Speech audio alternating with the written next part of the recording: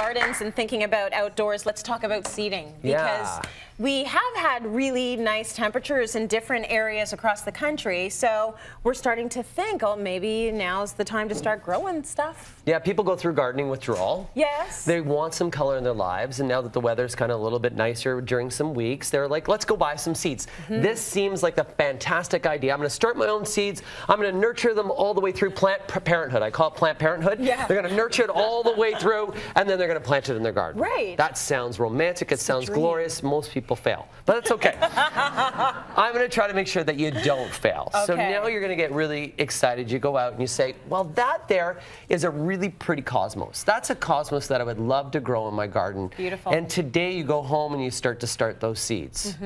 First thing you should be doing, even before thinking that, is you're going to look at the back of the pack. Okay. And if you go to the back of the pack, on each and every pack, it'll actually tell you a whole bunch of information. You can see there 6 weeks before last frost. Okay. So you go out, you buy all your seeds. Then what I want you to do is go to the back of your packs and go to each one. Go to your calendar, but now nobody owns a calendar. So you go to your smartphone and you start to go and count back 6 weeks. Okay. Which usually is about, for this time of year, is about the end of March that you're going to be sowing that seed. Yeah. You put in Cosmos.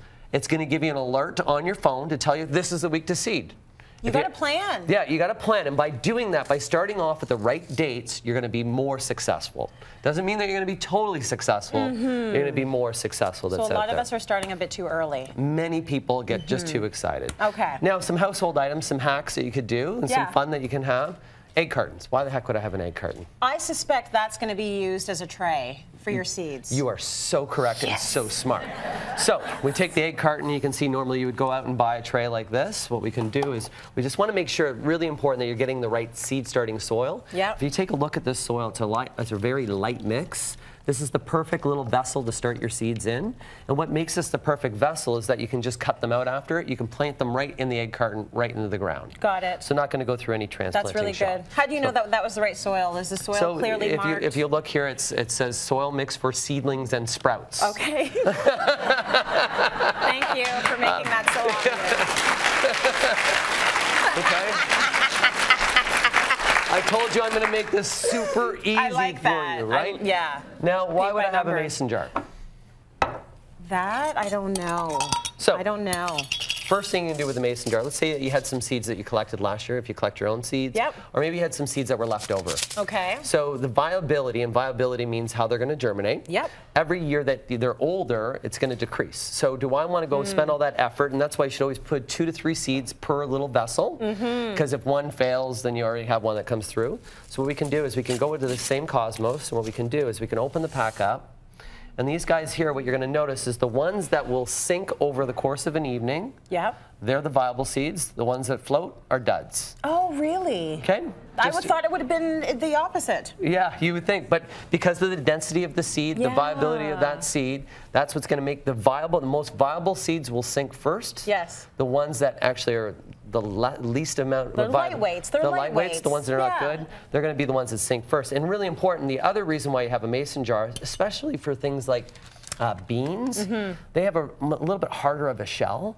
So if you actually soak them for 24 hours before putting them in the soil, they'll germinate about 50% quicker. Oh, cool. So soaking. So in seeding, in the world of seedy, being seedy, seedy world, there is soaking and then what's called scarification.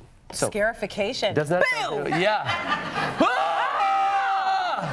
So I want you to scare your seeds so that they'll actually wake out of dormancy. No. That's the reason why you have a nail file. So for some of the seeds out there that have a little, like nasturtiums, where were my nasturtiums? Right here. Like nasturtiums where they have a little bit of a tougher coat. Yeah. If you just go and run them across your seed file. Yeah, that's right there. We can open them up if you want to open them up. Let's take a look at these. You can open up nasturtiums. They're a direct sow, meaning you're going to put them directly into the ground. So you can see how they have kind of like a little bit of a tougher outer side. Yeah. So all you do is just give them a little bit of this on the side. And then that's going to actually increase their ability to break through that outer shell. Wow. To really help. Look at the amount of care that's going into these little teeny seeds. Just think of your friends, right? You're there filing seeds. You're going to think you're crazy. You're going to think you're crazy. But if it works, why not? Yeah, you're going to do it. Now, paper towel. Okay, I don't know what you're using that for. Just to clean up the mess out. Okay. You've opted into that.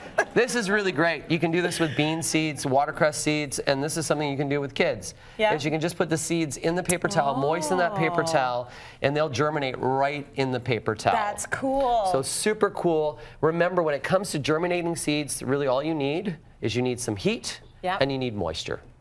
Okay? And these ones are easy to germinate. Easy so fun to germinate. do with the family. And the easiest seed to ever germinate is watercress. Watercress. Easy. Yes. It'll germinate in 12 hours. Ooh, that is good. So really Those quick. Good tips. There you go. Some Read fun. the instructions. Look at your calendar.